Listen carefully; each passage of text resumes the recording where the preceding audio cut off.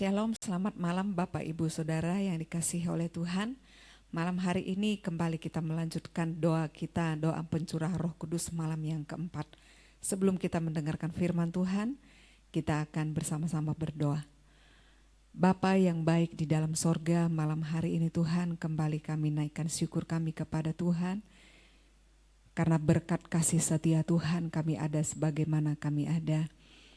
Dan sebelum kami lebih jauh lagi masuk di dalam penyembahan kami kepada Tuhan, dalam doa-doa kami mau mendengarkan kebenaran firman Tuhan. Supaya melalui kebenaran firman Tuhan, kami semakin hari lebih memahami akan kehendak Tuhan. Terima kasih Bapa, Roh Kudus mengurapi kami semua. Dalam nama Yesus, haleluya, amin. Puji Tuhan Bapak Ibu Saudara, malam hari ini saya akan menyampaikan peran Roh Kudus dalam kehidupan kita sebagai orang yang percaya kepada Tuhan.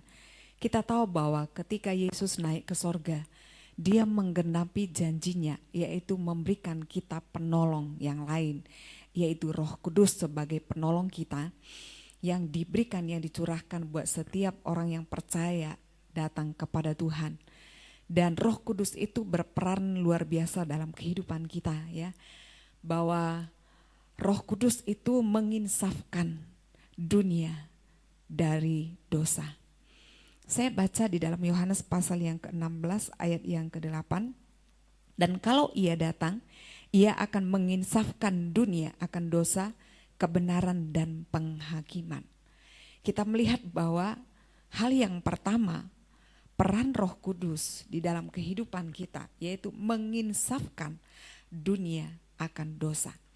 Menginsafkan dunia akan dosa.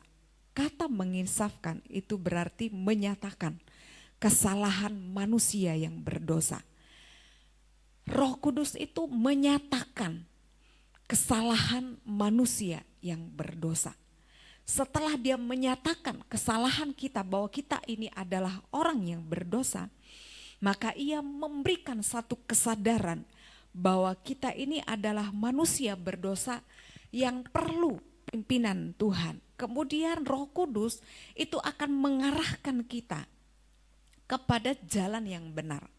Ya, jadi Roh Kudus Dia akan memberikan kesadaran di dalam hati dan jiwa manusia yang paling dalam, ya. Jadi sesuatu yang sangat luar biasa Tuhan kerjakan melalui Roh Kudus yang Dia berikan bagi kita. Jadi Roh Kudus itu benar-benar akan ambil perannya, peran aktifnya untuk menyadarkan setiap kita. Kadangkala kita sebagai anak-anak Tuhan, sebagai umat Tuhan, sering kita melakukan kesalahan-kesalahan, melakukan pelanggaran-pelanggaran dosa, melakukan hal-hal yang tidak berkenan di hadapan Tuhan. Tapi Roh Kudus itu yang sudah ada, yang sudah Tuhan taruh di dalam hati kita, Dia akan menginsafkan kita. Dia akan menginsafkan bahwa perbuatan kita itu adalah sesuatu yang salah.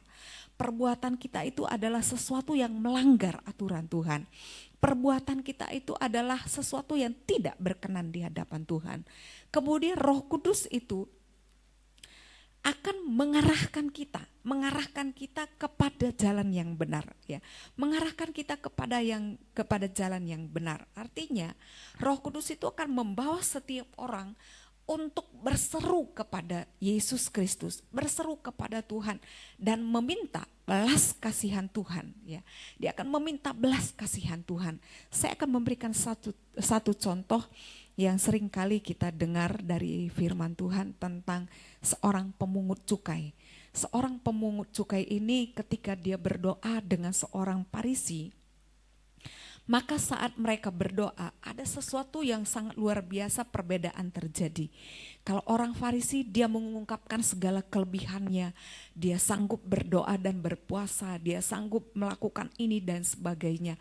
Tetapi kita akan belajar dari kisah kehidupan seorang pemungut cukai ini.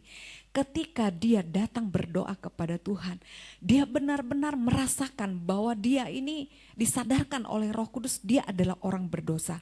Kemudian ketika dia sadar bahwa dia adalah orang yang berdosa, maka dia datang kepada Yesus. Dia datang kepada Tuhan di dalam doa dia. Dia mengakui, aku adalah orang yang berdosa. Aku adalah orang yang berdosa yang memohon pengampunan dari Tuhan. Artinya dia dengan dasar hatinya, dengan kerendahan hatinya, dia datang kepada Tuhan dan memohon belas kasihan Tuhan. Sehingga kita tahu bahwa kedua orang tersebut, maka yang didengar Tuhan doanya adalah doa seorang pemungut cukai. Doa seorang pemungut cukai. Karena dia tahu, dia sadar bahwa dia adalah orang berdosa. Dan dengan kesadaran itu, dia datang berseru kepada Tuhan, meminta pertolongan Tuhan, meminta tolong kepada Tuhan, meminta belas kasihan Tuhan. Sehingga tangan Tuhan turun untuk menolong, memberikan damai sejahtera, memberikan sukacita, memberikan pengampunan buat setiap orang yang datang kepada Tuhan. Puji Tuhan, inilah firman Tuhan yang saya sampaikan malam hari ini.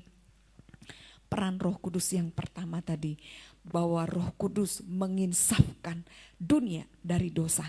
Sehingga setiap kita yang sering kali melakukan pelanggaran-pelanggaran dosa, kita akan disadarkan oleh Roh Kudus. Dan kita tahu bahwa kita adalah manusia berdosa. Sehingga dengan kesadaran kita, maka kita akan datang menyembah kepada Tuhan. Ketika dengan kesadaran itu kita datang memohon belas kasihan Tuhan, maka Tuhan akan membukakan berkat dari Tuhan. Dia akan membukakan jalan bagi kita. Karena apa? Karena kita datang secara terbuka, secara kesungguhan meminta belas kasihan daripada Tuhan. Puji Tuhan, ini adalah peran Roh Kudus dalam kehidupan kita.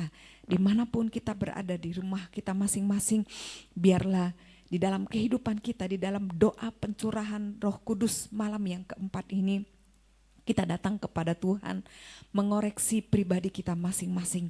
Supaya apa yang kita lakukan selama ini, mungkin kita punya salah, punya dosa. Tapi ketika kita datang dengan kerendahan hati, maka Tuhan akan menolong setiap kita. Dan Roh Kudus akan membawa kita untuk berjumpa dengan Tuhan. Sehingga kita menikmati persekutuan yang indah bersama dengan Tuhan. Puji Tuhan, kita akan sama-sama berdoa, menaikkan syukur kita kepada Tuhan. Terima kasih Bapa yang baik, malam hari ini Tuhan, kami sudah mendengarkan firman Tuhan. Kami percaya Tuhan, ketika kami menyakiti hati Tuhan, ketika kami melanggar peraturan Tuhan, kami jatuh di dalam dosa. Tapi kami percaya kami tidak berjalan sendiri Tuhan. Dengan kemampuan kami tidak mampu untuk berusaha datang kepada Tuhan. Tapi Tuhan, kami percaya Roh Kudus-Mu akan menolong kami, membawa kami, untuk mengarahkan kami, untuk selalu datang kepada Tuhan. Sehingga ketika kami datang kepada Tuhan, kami akan menikmati persekutuan indah dengan Tuhan. Dan Engkau akan mengampuni setiap dosa kami. Sehingga hidup kami dibebaskan. Hidup kami mengalami pembaharuan-pembaharuan yang akan dikerjakan oleh Roh Kudus selanjutnya dalam hidup ini. Terima kasih Bapa, berkati setiap kami malam hari ini. Sehingga terus kami berdoa di dalam menantikan pencurahan Roh Kudus. Kami terus dilawat oleh Tuhan, merasakan kehadiran Tuhan dan merasakan tuntunan Tuhan.